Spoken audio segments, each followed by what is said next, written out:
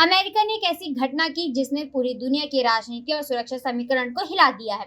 हिंद महासागर में ईरान का एक बड़ा युद्धपोत IRIS देना अचानक डूब गया और रिपोर्ट्स के मुताबिक इसे अमेरिकी नौसेना की पनडुब्बी ने टॉर्पीडो से निशाना बनाया। बताया जा रहा है कि यह घटना श्रीलंका के दक्षिणी शहर गाले से लगभग 40 समुद्री मील दूर अंतर्राष्ट्रीय जल क्षेत्र में हुई। जहाज पर लगभग 180 नौसैनिक सवार थे।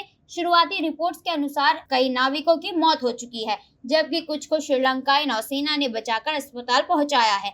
बाकी लोगों की तलाश अभी भी जारी है। इस घटना की सबसे बड़ी खास बात यह है कि द्वितीय विश्व युद्ध के बाद यह पहली बार माना जा रहा है कि जब किसी युद्धपोत को सीधे टॉर्पीडो हमले से डुबोया गया है। इसलिए इसका सैन्य और ऐतिहासिक महत्व बहुत बड़ा माना जा रहा है। अब सवाल उठता है कि यह जहाज वहां क्या कर रहा था। दरअसल IRIS देना हाल ही में भारत के विशाखापट्टनम में हुए अंतर्राष्ट्रीय नौसैनिक अभ्यास मिलन 2026 में हिस्सा लेकर वापस लौट रहा था। यह अभ्यास बंगाल की खाड़ी में कई देशों की नौसेनाओं के साथ आयोजित किया गया था। यानी जिस जहाज को निशाना बनाया गया वह भारत के निमंत्रण पर आयोजित अभ्यास में शामिल होकर लौट रहा था। इसी वजह से यह घटना भारत के लिए भी रणनीतिक रूप से संवेदनशील मानी जा रही है। विशेषज्ञों का मानना है कि यह घटना इसलिए भी महत्वपूर्ण है क्योंकि इससे संकेत मिलता है कि पश्चिम एशिया में चल रहा तनाव अब हिंद महासागर तक फैल सकता है।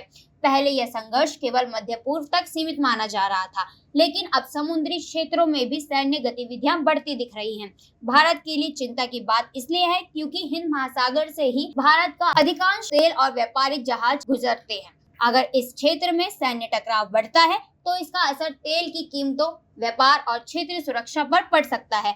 हालांकि यह हमला भारत की समुद्री सीमा के अंदर नहीं हुआ, लेकिन यह भारत के रणनीतिक क्षेत्र के बहुत करीब माना जा रहा है। इसलिए विशेषज्ञ इसे भारत के लिए एक रणनीतिक चेतावनी भी बता रहे हैं कि हिंद महासागर में सुरक्षा और निगरानी को और मजबूत करने की जरूरत है। फिलहाल भारत ने इस घटना पर कोई सख्त आधिकारिक प्रतिक्रिया नहीं दी है, लेकिन यह साफ है कि आने वाले समय में हिंद महासागर वैश्विक ताकतों के बीच एक नया राजनीतिक केंद्र बन सकता है। अब सबसे बड़ा सवाल यही है, क्या यह घटना केवल एक सैन्य कार्रवाई है या फिर यह आने वाले बड़े समुद्री संघर्ष का संकेत है।